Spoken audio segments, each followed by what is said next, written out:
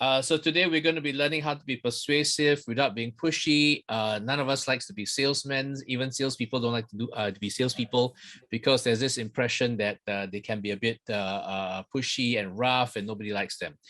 But here's the fact of the matter. I've trained teams and individuals. Some of them don't speak English very well. Some of them are Chinese educated and so forth. But when they apply the psychology that you're going to be hearing, it doesn't matter, even if they don't speak as eloquently as some of the other competing teams, they perform very, very, very well. All right. It's not about the how you look.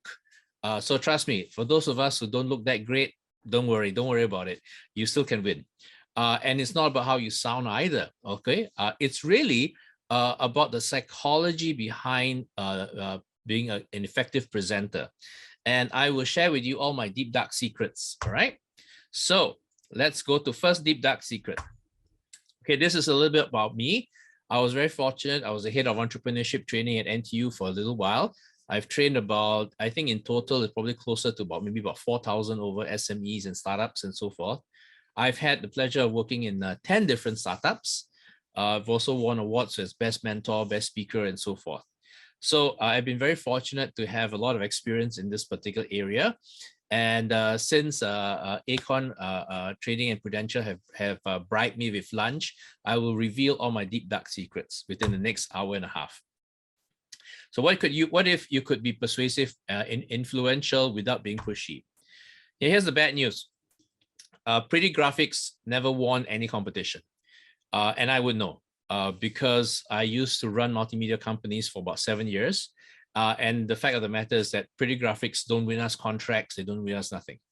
And facts don't convince people. All right. I say again, facts do not convince people. So wait a minute. If pretty graphics doesn't win the competition and facts doesn't convince the judges, and what works? Now, I want you guys and girls to look at this picture, please. Look at this picture. You see this picture? Okay, now I want you not to think about the pink elephant.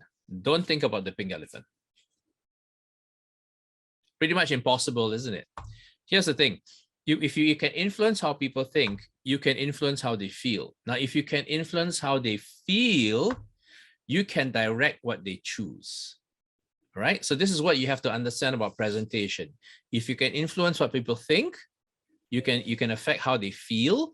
And if you can affect how they feel, that is the kicker. That is what is going to make them choose you. Now, are you paying attention? All right, you have to pay attention for this one, because this could happen to you. If you think you're ready, yes, this happens to all teams. All right, you think you're ready, you think you're doing well, wham, okay, it doesn't work out so well. What do you mean, Fred? Why all this bad news? Here's the secret to making your presentation really, really powerful. The first thing you need to understand is this. The first step is you need to create trust with liking and relevance. All right? You need to create trust within the first 30 to 60 seconds of your presentation. If the judges and the audience do not trust you, it doesn't matter what else you say, they are not paying attention. All right. If they trust you, you already have 2 ticks. Okay. And now they're paying attention. They're interested. They're trying to understand what you're trying to say. And that's the best position to start. And the best way to create trust is by liking and relevance, which I'll go into details later. Second step is you have to educate your judges and your audience about your market and the size of the market, the potential of the market. What is the possible impact that your solution can have on the market?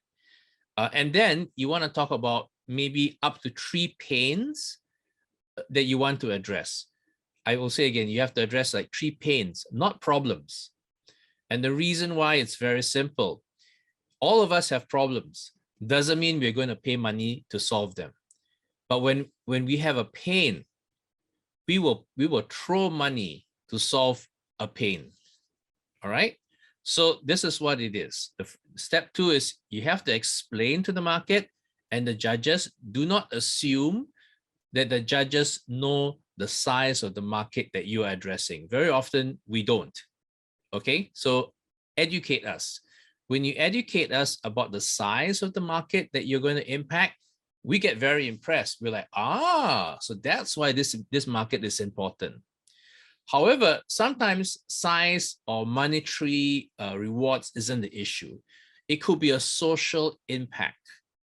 And again, it's up to you to share with us what is the social impact of your solution. For example, if you say something like 7 in 10 Singaporeans will be faced with this problem in the next 10 years, and it hasn't been solved yet. Now, when you tell me something like that, 7 in 10, oh, wow, that's quite a lot. I wonder what it is. All right. And you also want to talk about, like I said, the pain of the market. And this is something that's very important. I have to stress it over and over again. Many teams make the mistake of talking about problems, but very often problems do not translate into conversion or the customer buying from you. Pain, however, is very different. If you can convince the judges and the audience that there is a real pain in the market, then you have 3 ticks straight away. All right. Next, what happens after step 2? Well, tell me the benefits if this problem was solved. Now, this is a bit of a technical point. Very often we assume that if I tell you the problem, or I'll tell you the pain, and I tell you the solution, the benefits are pretty self-evident. I mean, it's pretty clear what the benefits should be. I mean, even the blind can see. Unfortunately, it doesn't always happen. Often, people don't correlate the benefits that your solution can bring. So you need to be a little bit clear about this. You need to articulate it very overtly in your face. These are the benefits when we solve this problem. Now, unbeknownst to most of you, I am the most handsome middle-aged Singaporean you have ever seen. It's true. I know you're astonished. Don't worry about it. I get the reaction all the time. We agree. Yeah, thank you very much. You see, there are people with perfect eyesight. Now, here's the fact of the matter. The fact that I say that I'm the most handsome middle-aged Singaporean you've ever seen, most of you are kind of sniggering already. You turn off your video just to snigger for a few minutes. It's like, wow, this Fred, I mean, where do they get him from, man? But here's the fact of the matter. If you make a sales presentation, if you make a pitch, and you tell your audience that you are good, that's exactly the same reaction your audience will give you. All right? When you tell your audience that you are good, nobody quite believes you. So what you need to do is that when you talk about the benefits and stuff like that, you cannot articulate that my solution is great, my solution is fantastic, my solution will do this, and these are the wonderful things you will experience because of my solution. Because it comes from you, it's tainted. What you need to do when you talk about step 3, the benefits, you talk about it from a third-party perspective. You talk about it as somebody else said this about us. My customers said this about us. When we did the beta and when we did the survey, this is what people fed back to us about what they liked about the solution. Now, when it comes from a third party, then it's perfectly fine. People will believe what you have to say. Fred saying that he's a handsome middle-aged Singaporean, probably the most handsome you've ever seen, you probably find it hard to believe. But if I was surrounded by the last 5 years of Miss Universe and Miss Singapore and Miss Venezuela around me, and all of them are like, putting their hands on me and saying, oh, Fred is so handsome, Fred is so gorgeous, then you start to think that maybe Fred is right. Okay? So when there's third-party validation, people trust you. Okay, remember that. Step 4, reveal your solution. Okay, it comes quite late if you notice. Revealing what you do and how you do it in the features and functions comes very late in the presentation. Okay, and there's a reason for that. I'm going to go into that a bit later. And before you end, always have a call to action. Don't just end with a slide that says, this is our contact information. I hope you'll contact us. Okay, that's the energy has just dropped in your entire presentation. You have to get a commitment from your audience. I know there are judges, and I know there's other student audiences out there, but get a commitment from everybody, raise the energy up, and then people will say, you know what, this project is worth, it's really worth supporting. All right. Now I'll go through the details of this structurally in the rest of the presentation, but this is the 5 steps you want to pay attention to. The first step is you create trust with liking and relevance. The second step, you educate your audience, the judges, about the market size and the market potential. And you talk about the 3 problems you want to solve. Can you talk about more than 3 problems? You could, but I wouldn't advise it. The reason for it is very simple. The human brain can latch on to about 3 to 4 new facts per instance. I say again, the human brain latches on to 3 or 4 new facts per instance. So if you give me 6 facts to remember, I won't remember them very well. But you give me 3 or 4 facts to remember, I probably can remember them. Okay, that's why focus on 3 problems. Then step 3 is talk about the benefits, and it should be from a third-party perspective so that people can trust, oh, that these are the benefits of your solution when they are deployed. Step 4, reveal your solution. Da-da-da, this is what we do, this is what we do, this is what I do. And last step is call to action. All right. And I want you to notice that the emotional intensity during the presentation is building, building, building, building, building. And right at the end, people are clapping their hands saying, wow, this is it. This is the one that we want. All right. You have to build emotional intensity in your presentation. And so the question, of course, is, so Fred, how much time should I spend on each section? Creating trust, step 1, about 10%. Okay. I've actually seen without saying which teams they are, in a different competition, they had a really bad project. Okay, I'll be the first to say it. When we were asked to help them, we look at the project and we basically we were looking for a wall to bash our head against, because this team had this wonderful idea. And what was the idea? Oh, we will generate income by having advertisements on web pages.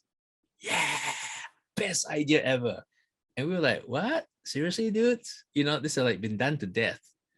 So, and it was too late to change the plan. They had no time to change to a different project. So what we taught them was that, look, okay, do your step 1 and do it well. And so this particular team spent about 30% of their presentation doing step 1, creating liking and relevance with the most important people in the entire room, the judges. All right. And they spent 30% creating liking and relevance with the judges. The result was, at the end of the competition, they were unanimously voted by all the judges to be the best team. And the rest of the school teams were like slapping their forehead with their hands, like, how can that be? Now, so I want you to know that when you create liking and relevance, it's really powerful in influencing people, right? Next, educate the market, and you would spend about 40% of your time here. Why so much? Because if the audience doesn't understand the size of your market, the impact of your market, and the pain of your solution, that the customers are really suffering from the pain of this, then the rest of the presentation really doesn't quite matter. So you want to spend a little time educating and making sure that the judges also understand that this pain is real and it needs to be solved, and you guys are solving it. Benefits, don't spend too much time. It's a bridge. 10% of time is enough. And lastly, well, the second lastly is a solution. Interestingly, I want you to notice that you don't spend that much time on your solution, only about 30%. And lastly, of course, is call to action. All right, so this is my recommended amount of time that you want to spend in terms of the presentation. Now, you only have 3 minutes on the actual day, so there's not very much time. So do be a little bit careful about that. Okay. And why is it done this way? Because what we know from neuroscience today is very simple. People make up our minds emotionally, not logically. We decide emotionally, we don't decide logically. So if you want to convince somebody, okay, use emotions before facts. Okay, I say again, if you want to convince somebody, use emotions before facts. People choose emotionally and then we justify logically. That's what it is. Now, emotions are the language of the human brain. So the nice thing about it is this. You might not, your English diction or your spoken English might not be that great and stuff like that. That's perfectly fine. But if you use the psychology of it, if you can emotionally convince somebody, everybody is standing up in their seats, clapping their hands for you. All right. That's the power of emotions. Now, so what's the job of a presenter? Present facts? Present data? No, none of this. Your job is to convey the emotion and to create the buy-in. That's your job. Now, I'm going to need your help because I'm now going to read your mind. That's true. I can. I have a special power in that sense. Not only am I the best looking middle-aged Singaporean ever, I can also read minds very easily. Now, I want you to get ready on the chat screen. Okay, get your chat ready because I want you to enter the answer once you're ready, okay? Okay, now, are you ready? Okay, if you, those of you who are not so good at maths, you get your calculator ready, but it's really simple. First thing, choose a number between 1 to 10. Don't tell me what that number is. Just keep it to yourself. Choose a number between 1 to 10. All right, got that? Okay, now, whatever that number is, multiply it by 9. So if you chose the number 2, then you multiply it by 9, it's 18. All right, you get a double number. All right, now, next, whatever the answer is, add the 2 digits together. So if you have a double number, add the 2 digits together. Done? Whatever the sum is, subtracted by 5. Done? Okay. Now get ready with your answer. Don't enter the chat yet. All right. Okay. Because I'm now going to predict your answer. Yes, that's right. I have the answer, and your answer is 7. Am I correct? Enter your answer into the chat right now. 7. It's 7, isn't it? Come on, guys. It's 7. Well, how come there's so many 4s? Oh, I'm sorry. I should have said 4, shouldn't I? Now, why was it that I could predict, okay, that the answer was 4, even before you wrote anything down?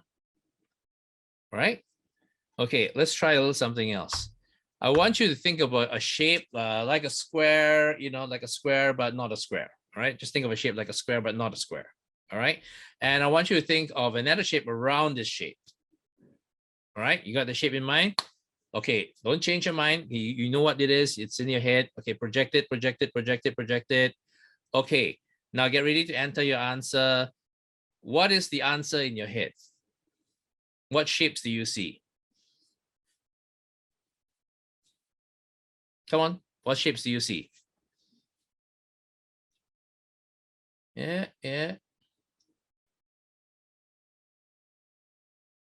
Okay.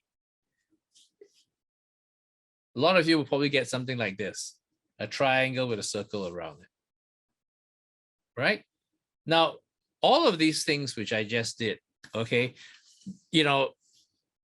there's a system behind it, there's a formula behind it. And it's the same thing with the presentation that I've been sharing with you so far. If you understand the formula of how the brain works, you can get a very predictable result. I say again, if you understand how the formula is, you get a very predictable result. Like those of us who do maths, hey, it doesn't matter what number you came up with between 1 to 10. If you follow the sequence here, the answer is always the same. So the question is, in presentation, what is the formula that we need to follow in order to get a predictable results, which is the audience gives us a double thumbs up and say, you know what, that's perfect. That's exactly what I was looking for. How did you guys even know about that? All right. So that's what this session is all about. All right. Now, I'm going to switch gears a little bit. Right now, very often we're doing presentation on Zoom. And there's some things you want to be careful about when you're on Zoom. Now, the first one is really about how you look on Zoom. And that has a huge impact on how people read you and grade you and trust you. The first picture, as you can see, wearing sunglasses and stuff like that, it's always a bad idea. When you wear sunglasses and you're hiding your eyes, people just trust you a lot less. The second one, if you're in a particular place where the background is really bright and your face is hidden, again, it's a negative thing because people want to see your face. When they see your face, they trust you. The third one is a very common problem. Even in business, some of my partners do this, and I don't talk to them. I talk to their forehead. And again, it's another problem because when you do that, people feel disconnected from you, and they don't quite you don't quite impact them as often as deeply as you can. Now, those of us who are using laptops on a table, one thing you have to be a bit careful about is the angle of the camera, because sometimes the camera is below your nose, so everybody's kind of seeing your nose and your nostril hair while you're talking. Now, that's absolutely gross. So please be careful. Put some books, raise up your laptop so that nobody kind of looks up at your nose. Okay, that's kind of just gross. Okay. Sometimes we use icons, and that's something to be a little careful about because some icons can be fun and they're great, but again, use the wrong icon, it gives the wrong impression to people. Now, if you take the trouble to be well groomed and you look trustworthy, huge tick. A lot of smart, bright background, and your face is brightly lit, it's a huge positive. Okay. Now, here's the interesting thing. If you use a virtual background with books, people assume that you are more intellectual. It's just the way it is. It's just an assumption. When we do that, people think that you're smarter than you look, and that's a good thing. And the last but not least is smile and keep eye contact. Right? So I would actually adjust my camera so that my camera is in line with my eye, so that when I present and I'm talking to you, I'm looking directly at the camera, and it makes a huge impact in terms of a Zoom presentation. So these are some technical points you might want to be very careful about when you're doing your own presentation. When you're doing your presentation, don't just look at the screen where your PowerPoint is. Occasionally, also make sure you look directly at the camera, because when you look directly at the camera, it creates trust. Okay, that's a huge part of step one. Now, very important, don't half show up. Okay, we've all done this at one point or another, but it actually has a huge psychological impact that you don't know about. And of course, we've all heard horror stories of people who weren't conscious and they stood up, and everybody gets to see what kind of underwear you're wearing. So don't do this, right? In a competition situation, dress up fully. And now here's the other thing. When you're presenting, stand up. Raise your laptop and your camera, stand up, because when you're standing and you're presenting, it makes a huge difference in terms of your impact, your voice, your sense of confidence. All right. So these are some little technical points. This lady is called Amy Cudley, and she had an interesting TED Talk. The URL is there. And she talked, and what she identified was that human beings, we have a biomechanical feedback. Now, let me ask you a question. When you're frightened, how do you hold your body? Yeah, we're kind of crunched up, but like, when we're frightened, our body reacts. Now, the opposite is also true. Okay, there's a biomechanical feedback. Now, when you're standing like Superman or Batman and stuff like that, and you do it for like 2 or 3 minutes, there's a neurofeedback that happens in your head. The position of your body, how you hold yourself, chest up, squared shoulder for 2 or 3 minutes, imagining that you're a superhero of your choice. what happens is that your brain gets filled with the neurochemicals that will actually help you feel more confident. All right, as simple as that. And this is important. Before a presentation, before a pitch, hold your body in a Superman pose, a superhero pose, or Wonder Woman pose, whichever. And you know what? When you present, you will automatically, okay, be more confident. All right. So that's another tip that you wanna remember. Look the part, feel the part, and you'll perform the part. Okay. Now let's go deep into psychology. Let's reveal. In a pitching situation, let me ask you a question. In a pitching situation, guys and girls, who is the most important person in the room in a pitching situation? Can you enter in the chat box? Who do you think is the most important person, group of people in the room in a pitching situation? Judges, myself, my mom, investors, judges, stakeholders, mom, okay. Yay, hooray for mom. Okay, investors. Okay, no one. All right, okay. Okay, my uncle. Okay, customer. Well, it really depends, doesn't it? It depends on what you're doing. If in a sales situation, the only person you care about is your customer. In a competition situation, the only people you care about are the judges. But in a competition where you have, I don't know, home viewer kind of voting or voting from the viewers, then it's a split between the judges as well as the audience. In this case, I would recommend worry about what the judges think and feel. All right, because they have the heaviest weightage in terms of marks. Now, so how do judges and investors think? Okay, the hard reality is this, everybody, you look at the screen, you look at the judges and the investors and so forth, you have no clue what they're actually thinking about. And very often they're not thinking about you. Okay, so what is it you need to do? So first of all is this, understand something about judges and investors and customers as well. Now, if that's a lamppost, is this guy tall? Yeah, it looks all right. Is he tall? Now, I put a short person next to this guy. Now, is he tall? Oh, yeah, absolutely he's tall, right? But suddenly a taller guy stands next to him. Now, is he tall? Not really. Maybe he's average height. So what I'm trying to illustrate to you is this. When you're asking somebody to make a decision, you need to give them contrast. You need to tell them what is short and what is tall, and therefore, how am I? Human beings, judges and investors will not decide if you do not give us contrast. Now, back again to my good looks.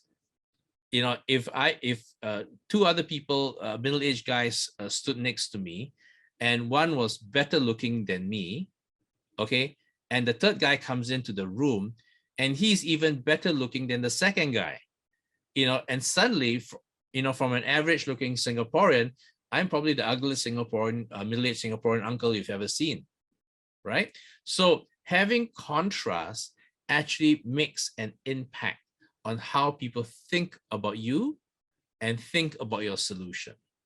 So I want you to just remember that point. Now, the other thing is that 90% of businesses, when I work with startups and SMEs and MNC companies, 90% of people fail because they use this approach during an investor meeting or during a judging session. 90% of them fail. And what is it? Okay, they talk about the problem, they talk about the market, and they spend 80-90% of the time talking about the solution. Okay, I call this the Mickey Mouse model. The Mickey Mouse model does not work. Why? Because you're really talking about yourself.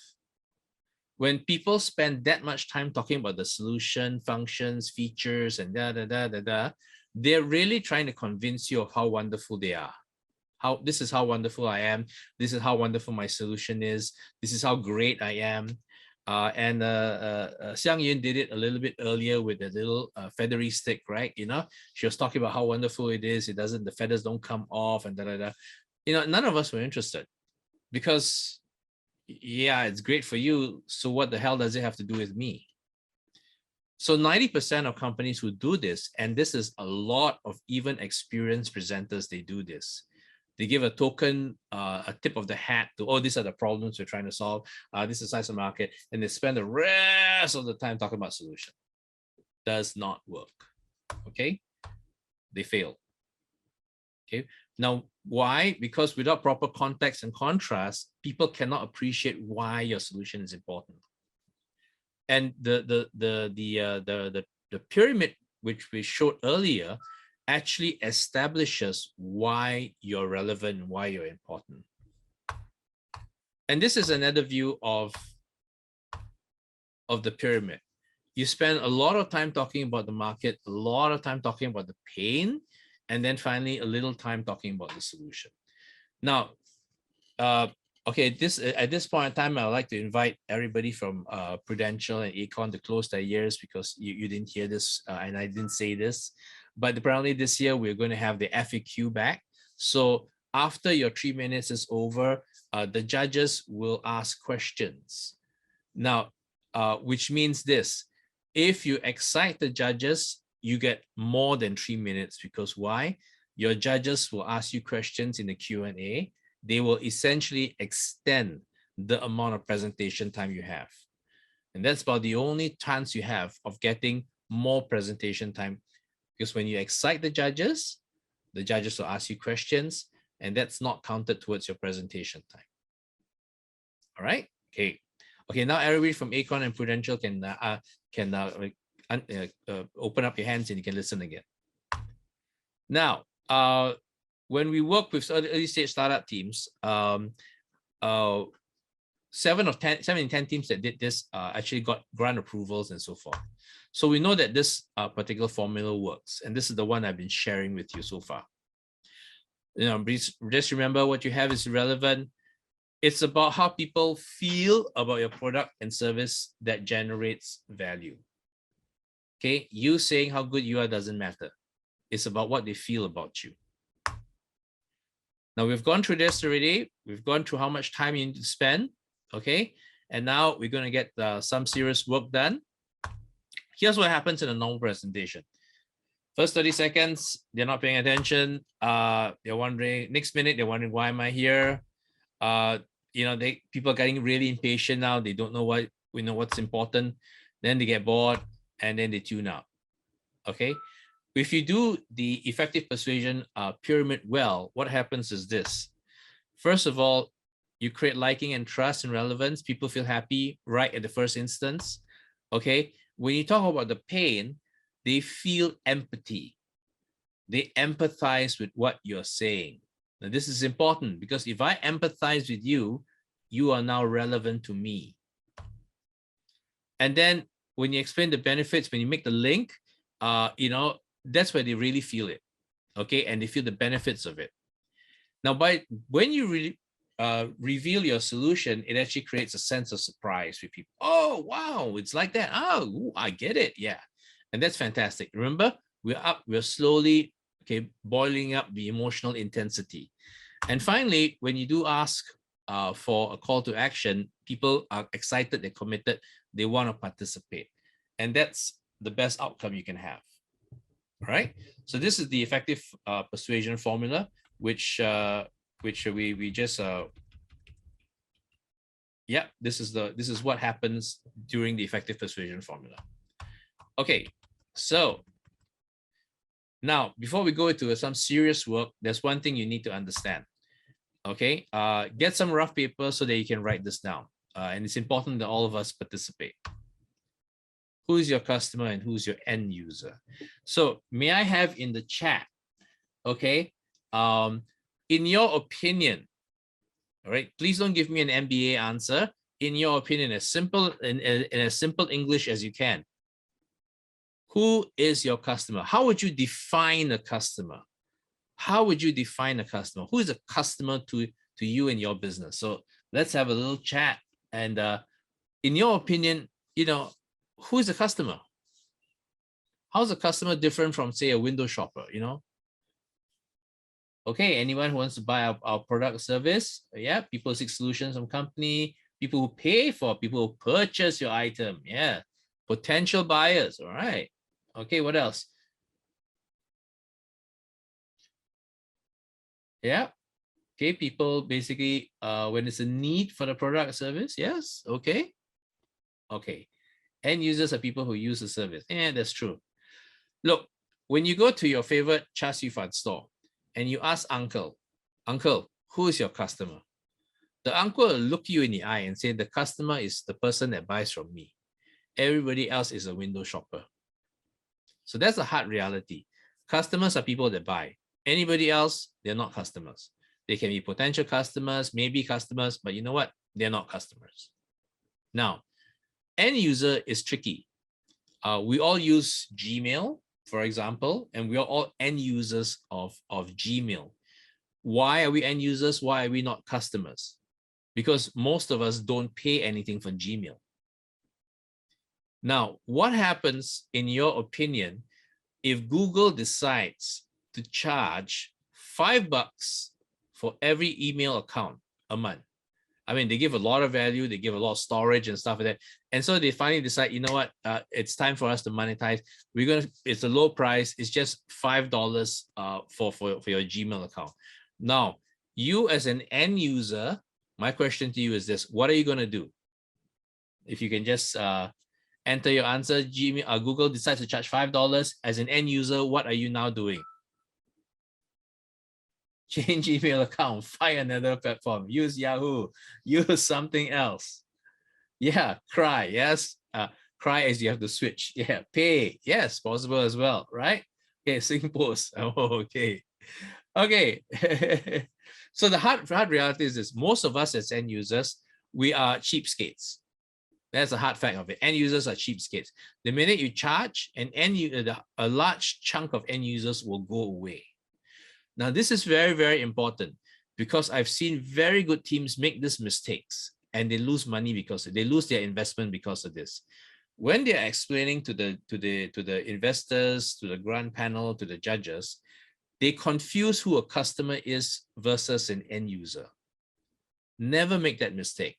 You have to be clear: who is your customer? Who are you serving? Who's going to pay you? The person who's going to pay you is a customer.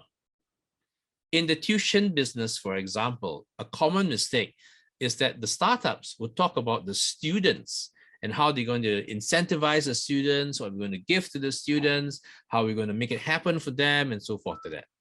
And the assumption is the student is the customer. Now, I'm telling you for a fact, the student isn't the customer, because who pays the money? Exactly. It's not the student, it's the parents.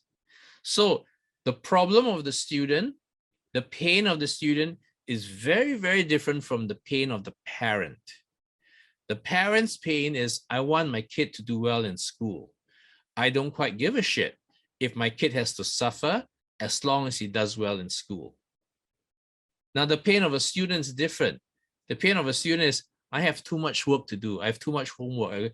I don't need more homework. It's just stressing me out. Can you do it without any homework? So I want you to understand that the pain of the customer is very different from the pain of the end user.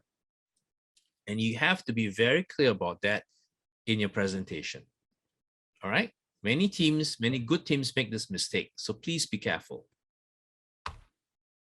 We've seen this already. Now you know what it is. You know what is a customer. You know what's an end user.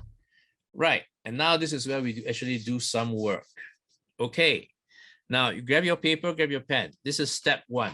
How do I create liking? How do I have a impactful opening tagline? How can I create trust? Okay, this is how you can create liking. You can thank people, be gracious. You can even acknowledge the judges. I've seen some teams do a bit of homework, and they actually spend time acknowledging the judges. Oh, Mr. Lim, I know that you're a very successful investor, and your last project was sold for about 75 million. So thank you very much for spending some time with us. Madam Ching, thank you so much for being part of today's presentation. Again, your work in EDB has been fantastic. And last year alone, your department was responsible for raising $150 million worth of new investment for Singapore. So we're really grateful that someone as experienced as you is here. Now when you acknowledge people, what you're doing is the person on the other end feels seen and they feel heard. Suddenly they feel important, all right? And they appreciate it. And that's how you create liking, okay? You can do a simple liking by thanking the person, okay? Or you can acknowledge them for their contributions, all right? And you can even compliment them by saying things like, all the judges here have all together, by my count, you guys have easily 70 years of business experience. And that's a lot. I barely even have one. So I'm really glad that you're here. I'm looking forward to getting some feedback from an esteemed panel like you. All right. When you compliment people sincerely, they feel it and there's liking. Now, please don't say things like, all of you judges are so handsome and so beautiful. We've never seen such a handsome and beautiful panel before. Now, look, the judges, we know how ugly we look. So as a compliment, it doesn't work, right? So you gotta say something that actually is meaningful and the people feel it and they accept it. Okay. Can you give them something? Yes, you can. I actually sat in a presentation when before the team went up to the stage, they made it a point to walk past the judges' table and they gave each of the judges a Hershey's dark chocolate kiss. One of those chocolate candies. They just put it on our table. They just said, thank you, thank you, thank you. And this is not part of the presentation. This is even before the presentation. And then they gave it to us and then they walked onto the stage. Now, as judges, we've had a whole day of judging and somebody gives us a little sweet, a chocolate. Oh, wow, that's nice. Straight away, one tick already. The second thing that this team did, and they were clever about it because we had spoken to them, some foods create endorphin hits. Some food and some smells make us feel good. Dark chocolate is one of them. So by giving us dark chocolate, they were making the judges feel happy, and the judges now associate the happy feeling with this particular team. So guess who got higher grades? All right. So when you're in a persuasion situation, you can even persuade people even before you get onto the stage. All right. So this is the first stage. Now, let me share with you about the two taglines. And you want to use the taglines early in the presentation in step one. The first tagline is very self-explanatory.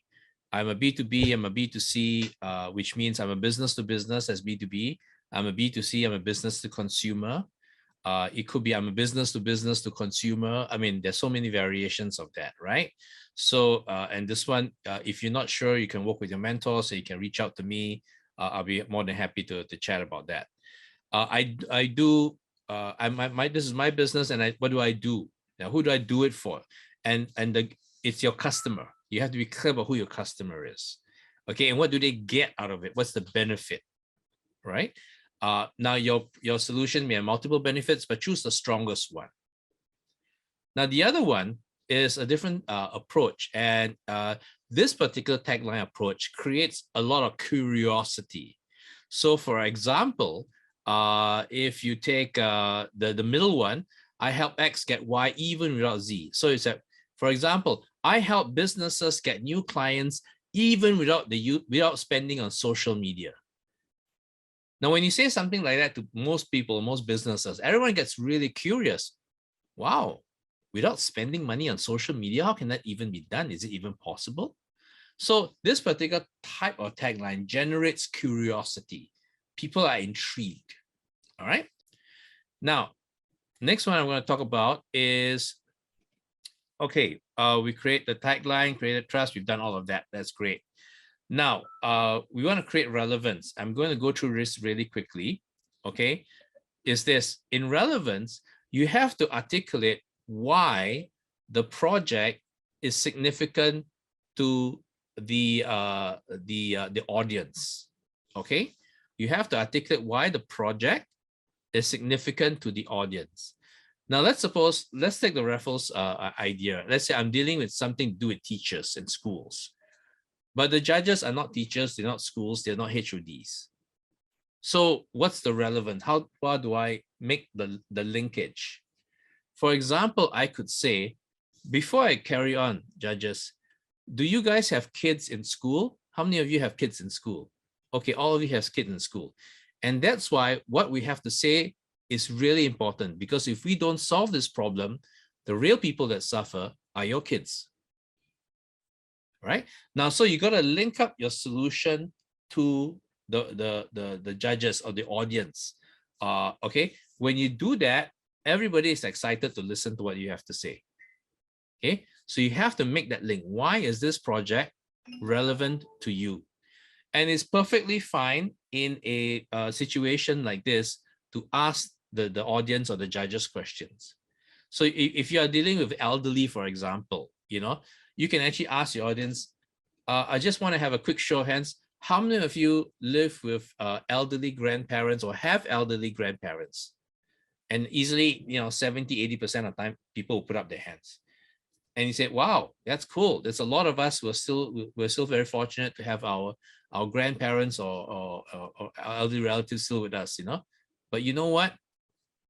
Here's a problem that's going to happen, that if we don't talk about it today, it's going to happen tomorrow. And so that you create relevance. Okay. Now, so the relevance, very important. The other way you can tell relevance, to create relevance, is you tell a story. You can literally just tell a story about somebody who's going through this particular problem. All right. And articulate the pain in the story. Okay. So that's great. That's the first step, liking and relevance. Okay. Now we talk about the market. All right. So this is a sheer technical point. Yes, fantastic. You've done your research and this is what you show the judges. What happens when you show the judges that? Right, exactly. Everybody falls asleep. This is not the way to do it. All right.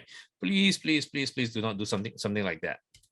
What you need to do, too much data confuses people. When people are confused, they will ignore it and shut down. Now, I'm sure in the various sessions, you may come across this. Okay. Serviceable obtainable market, serviceable available market, and the TAM, total available market.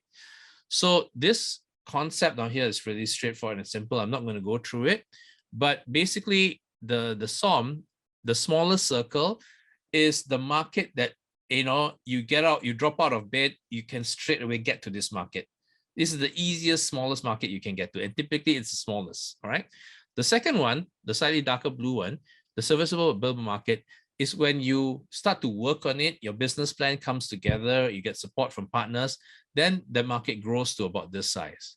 The TAM is a theoretical size of the full market, okay? And usually we don't get to a TAM, but it gives the audience, the judges, and so forth, an idea of the size of the market you're playing with, right?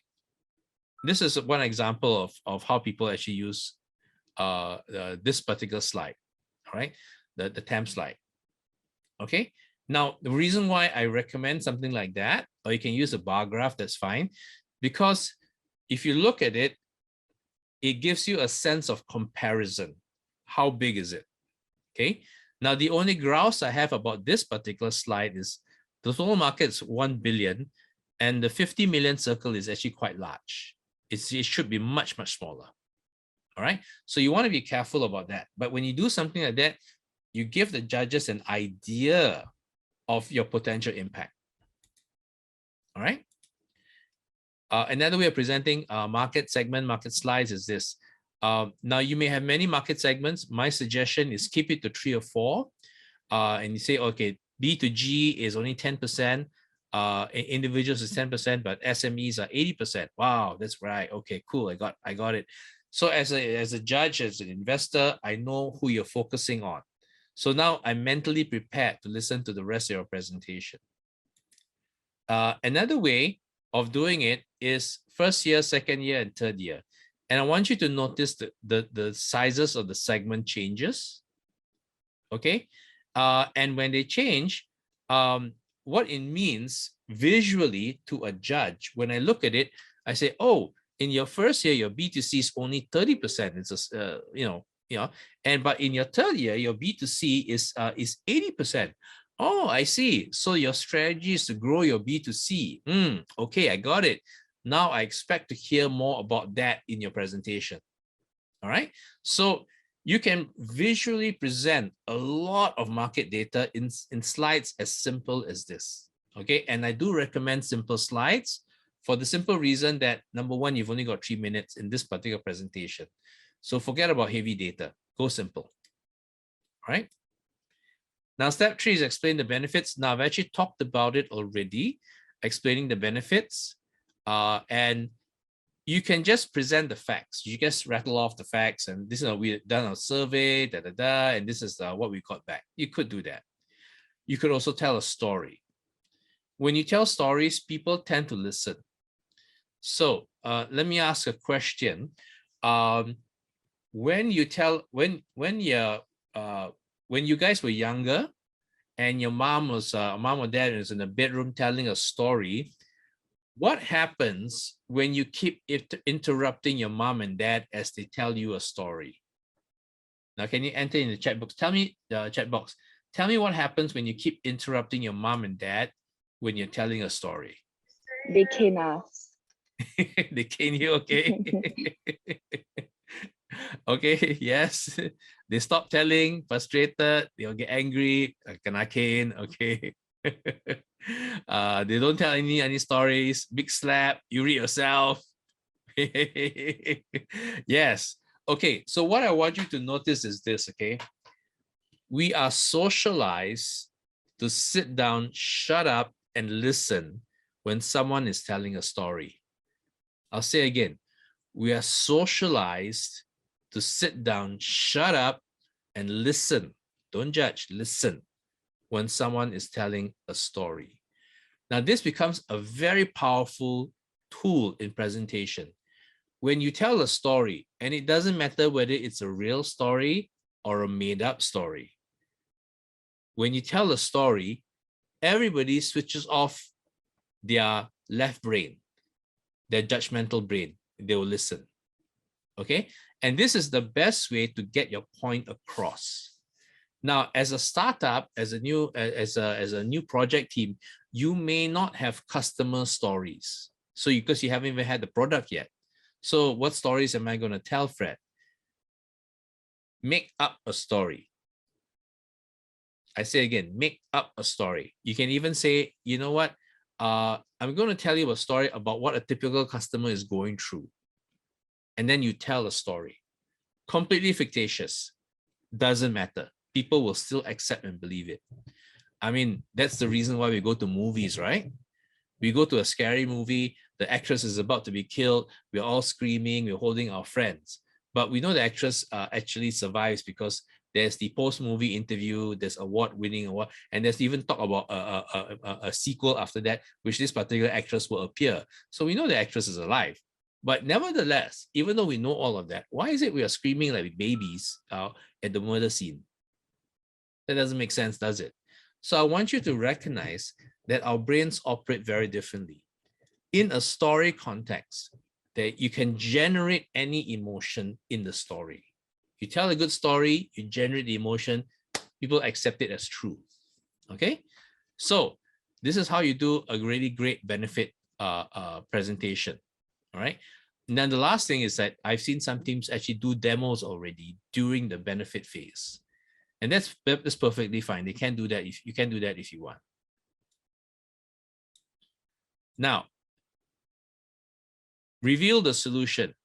Now, there are two ways you can reveal the solution. Number one, you can just reveal the solution by just kind of showcasing and so forth like that. You can do this. My recommendation for the teams is basically have a prototype, have a mock-up. If you can't have a prototype, have a mock-up. What you see on the left side of the screen is a mock-up. Okay, just paper mock-up, that's perfectly fine. Now, on the right side of the screen, you have some sort of prototype. It's physical. What we've seen is this: winning teams tend to be the ones that have a physical mock-up. Okay, I'll say again, they tend to be the teams that have a physical mock-up. Why? You have to understand psychologically, this is what happens.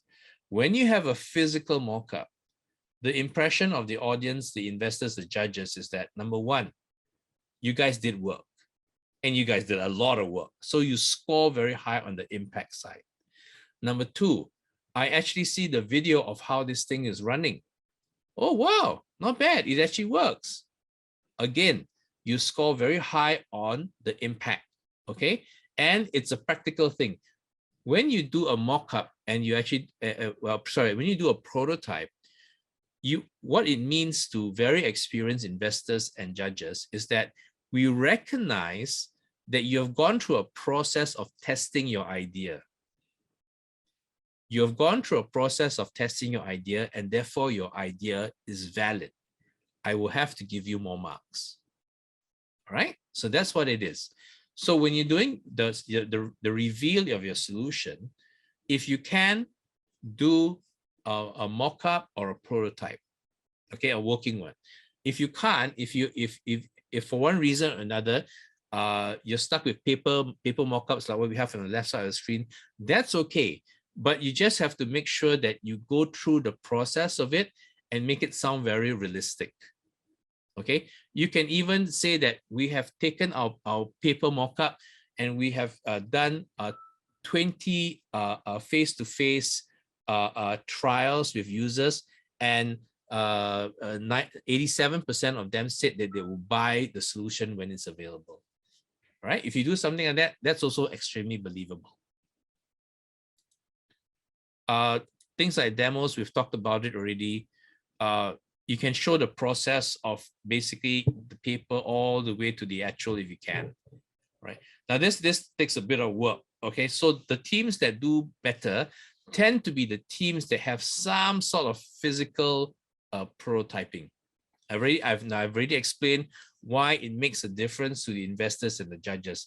If you show me something physical, it's hard. Number one, straight away higher impact. Number two, it means that you probably validated your idea and tested it.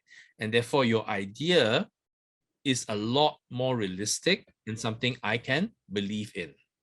Okay, so that's basically why teams with physical prototypes do better. All right, now before I move on, are there any questions about step 1 to step 4?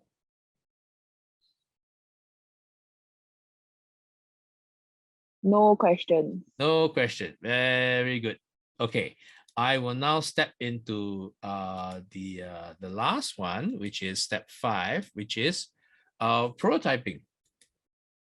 Okay, now prototyping is sorry, beg your pardon, call to action.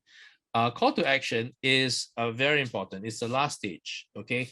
And you do want to end your presentation with a bit of a bang, okay? The worst kinds of ending is here's my contact information. That's the worst kind of ending, because you're building, and then suddenly it dips. So that's never good, all right?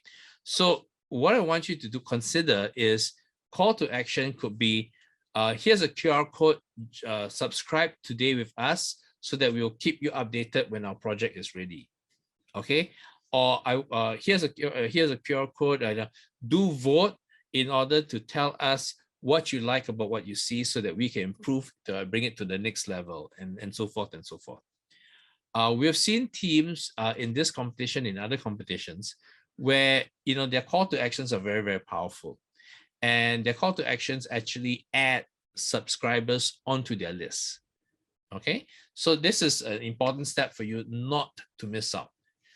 And call to action also subconsciously indicates to the investors and the judges that you guys are actually very committed, and definitely committed teams will always have a higher scores. All right, so this is something that you want to pay a little attention to. Okay, so this is essentially the 5 steps. we won't talk about this. Okay. Now, let's go back to, okay. Okay, so this is the 5 steps. We finished the 5 steps. Now, okay. I would like to actually touch a little bit on tagline 2, the format for tagline 2. I would like to suggest that the format for tagline 2 is really powerful because it sparks a lot of curiosity. And in a presentation situation, sparking curiosity is very important because it makes the judges think. It makes the investors think. And when people are curious, they want to find out. When they want to find out, that means when it comes to the FAQ session, they will ask you questions. All right. So this is something you may want to consider. And this is a general comment to all the teams. When you're trying to figure out your customer segment, one of the biggest challenges you will have is that, am I making the right choice? Okay. So the hard fact is this: nobody knows. Okay. You still have to choose one. When you choose one and you're doing your survey and you're doing your market validation, you find that the fit isn't so good, that's perfectly fine. Switch, change to your second choice. It's perfectly normal and it happens all the time, even with very good companies. Okay, so don't worry. Make a choice, investigate and validate. If it doesn't work out, try number 2. Doesn't work out, try number 3. I've seen teams that have gone through 5 different customer profiles before they found the one that truly fits. And when they hit it, they really hit gold. Okay, so don't worry if the first few rounds doesn't work out so well. It's perfectly fine. Validate, validate, validate. And eventually you come to one that you realize, wow, this is truly a sweet spot. And whatever I'm doing really happens to match them. Okay, so that's a normal thing that happens as well. All right. So